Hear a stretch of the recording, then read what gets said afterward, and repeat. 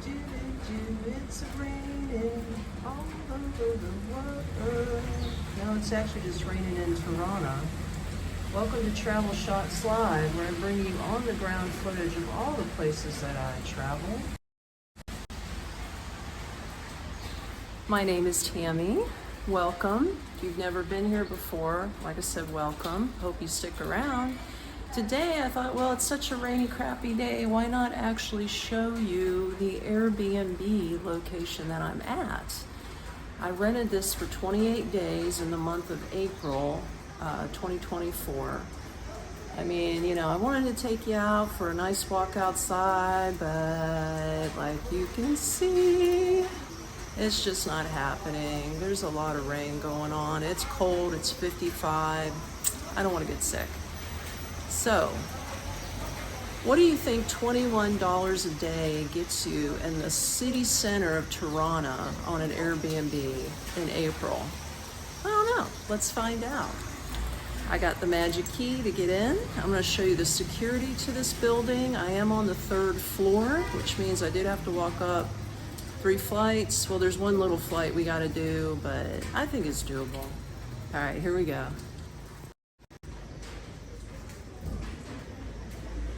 Now, grant you, like I said, this is an older building. This is not in the Taj Mahal or the Ritz-Carlton, but it's got everything that I need. And if you want to live like a local, these apartments here that are next to me, over here, these are all actually people that live here, okay?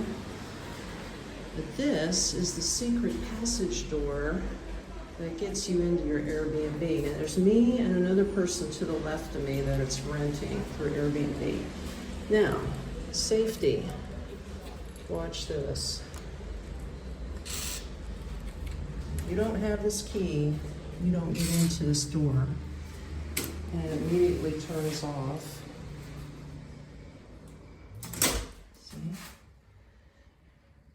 For your safety, keep this door locked. Thanks. There you go. Now, there is video surveillance, which is right up here. Keeps me safe. And then you've got your key right here, which I'm going to show you, gets you into your Airbnb. Okay, here we go. Now, in order to turn on the power, you have to stick your key in here. Okay. Now, this is like considered like a, what do you call it, a studio apartment. Everything's together. So before I show you the meat and potatoes, let's go to the bathroom. Do you gotta go to the bathroom? Well, I do. So your standard bathroom, but they do have, I guess it's what they call, what do they call those things? A bidet or something like that? I don't use it. That might sound nasty to some people who use it, but I'm American and we just use the toilet. And you can see they've done some remodeling. It's a nice shower, nice little half glass shower, you know, the rain thing, and here's this, hello, hi. So anyway, here's my sink. I know, that's sort of boring when people say, here's my sink, here's my refrigerator. How about we not do that? I'll just show you what's happening here. Right? Okay. Dead rose. That was here when I got here, okay? But check it out. I got all of this. Good size refrigerator. Look at this. A washing machine right next to it. Right? And then, of course, if you look over here, this is good actually for 3 people. This is like a queen size bed. And over here is a twin. I'll tell you what, I like sitting over here during the day and like editing, well, semi-editing my YouTube videos for you guys. while I'm over here, or I read my books over here at night, and I just sleep on this bed during, you know, the night. And of course you got your storage, right? Heck, they even give you an iron up here. I don't use it. I'm not an iron person, and my clothes, they don't wrinkle. But plenty of storage. See the wooden floors? They've totally remodeled the floors. You can see that. Now this is the actual kitchen nook, which I think is so cute and cozy. It's got all the dishes, everything you need. You know, garbage is actually under here, under this cabinet. You've got your little table, your little nook and cranny table. And then if you look over here, this is the cooking part, and this is gas. By the way, I'll show you how this cranks up.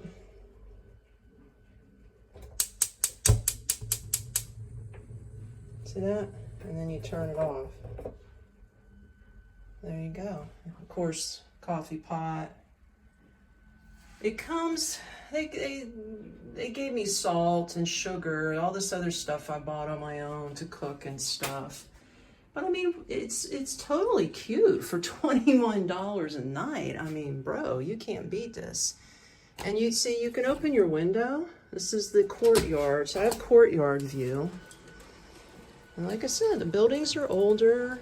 These are probably communist era apartments, I would think, in my opinion, because they do look a little older, but that's what makes them so eclectic, you know? And see here, everybody parks their cars down here. Here's the clothesline. As you can see, I hang my clothes right out here. Everybody parks their cars, and here's all the buildings. Now, I don't have the best view in the world. I got a view of everybody else's apartment. But, you know, it's pretty neat because you got the trees in the courtyard, and usually when it's not raining, the sun's shining in, and it's just, oh, let me tell you, it's super peaceful and quiet here at night. Like, there's only one family out there that has kids, and they live down there on the bottom floor. Like, you get to know your neighbors. When you slow travel, see that bottom floor on the right? They're the only ones with kids. And there's a lady down below on the first floor of my building who has a dog. But other than that, there's no noise. There's literally no noise in here whatsoever. Let me try to fix. I'd like to talk to you without having to hold the camera, if that's humanly possible. We'll see.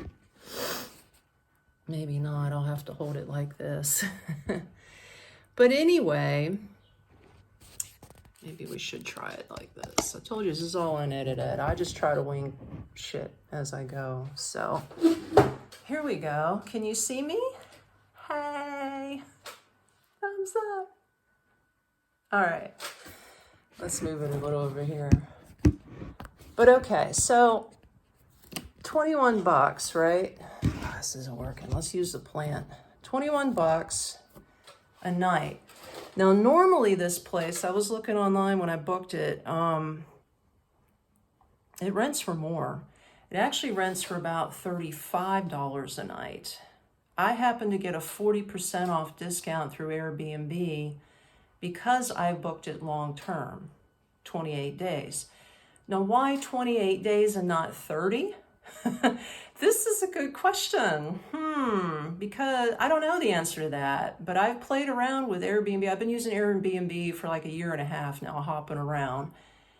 And for some reason, if you try to book your place for 30 days, it costs you more money. If you try to book your place for under 28 days, like say 27 days, it costs you more money. But if you book it for exactly 28 days, maybe that has something to do, like most of the days in the month are 28 days, I don't know.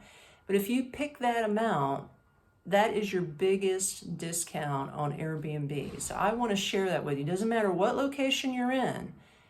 Book it for 28 days and you will get your biggest discount. So like I said, I got 40% off. So I got it from 34 bucks a night down to 21 bucks a night.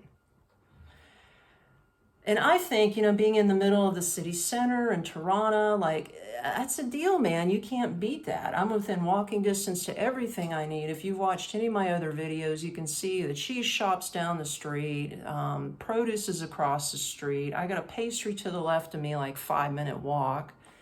I can go down the main road and maybe a couple blocks, I got tons of restaurants and coffee shops and you name it, it's out there. It's crazy. And then, of course, not to mention the Tirana Park is like a 15-minute walk and you're out, you feel like you're in the woods. Like somehow you just stepped into the woods, even though you're in the middle of the city. So it's pretty cool. So I just wanted to share the Airbnb with you. Again, what is a slow traveler? Let me explain. Some people don't really understand when I say I'm slow traveling. What does that really mean? I'll break it down to you. That means I'm a nomadic. I'm a nomad. I'm a nomadic person that moves from country to country 28 days at a time. In other words, I live in any one country for as long as they let me stay on a free tourist visa. And that's the key too, so that you don't spend any more money getting into the country. If you can do it for free, now there are countries where you have to pay a visa to get in. Like when I got into Vietnam and Bali and I believe Cambodia and Laos, all of them had visas. You had to pay anywhere from $20 a month to $60, depending on the country, But if you really want to get into a country bad enough, you're going to pay the visa, let's face it, okay? But these European countries, especially, in the Balkans, it's all free. You don't have to pay for a visa, which is so cool. And did you know where I'm at in Albania? This will blow your mind. I could technically stay, as a U.S. citizen, I can stay in Albania for a year, visa free. Think about that. A year? And I'm not even considered a resident where I have to pay their country's taxes, right? So it's not like I'm living here. I'm simply passing through, in their eyes, as a traveling tourist, even though I'm living here for anywhere from 30 days to a year. It's insane. So you can live this lifestyle just like me. Now, I'm not choosing to stay here a year because I get bored pretty easy. I've been in Albania for 2 months. If you've watched my past videos, I've actually done Durrës, Albania, which was on the coast for 28 days. I say 30, but it's 28 days in Airbnb. And now I'm in the city center of Tirana for 28 days. I'll be leaving out of here in about a week. And to be announced, I'm not going to tell you what it is. You're going to have to wait. But I will be heading out in a week and a half, and I'll let you know where I'm going after that point. But that is what slow travel is all about. You live and you move slowly from one country to the next. And why do I live like this? Like some people ask, well, why don't you stay in a hotel? Well, number one, if I rented a hotel for 28 days, it would cost me double what I'm paying here. Number two, most hotels do not have kitchenettes around the world, which means I'd have to waste even more money getting breakfast, lunch, and dinner 3 times a day. Nada. So I save money by renting places that have a washing machine. I have a place to cook and heat my food up. And, I don't have to pay a visa to get into the country. It's a win-win. And I get a huge discount running through Airbnb. And plus, here's number 3. This is the biggest bonus. This gives you, if you're really thinking about, let's say you're in the United States, because that's my home country. I'll just use that as an example. And let's say you're thinking about escaping the United States. You think the American dream's over for you, it's too expensive, and you think there's got to be another country out there that I can go to and retire where my dollar goes further, right? But before you go and sell everything And then you go online, and let's say you want to move to Albania, and you go and you online and you commit to a 1 year lease with an apartment before you've even got to the country, and you move in, and then all of a sudden you get into the apartment and you hate it because you got a baby screaming next to you all day, or you got a dog barking all day, or maybe the place just stinks for whatever reason. There could be so many factors, but then you're locked into a 1 year lease and you don't want to do that.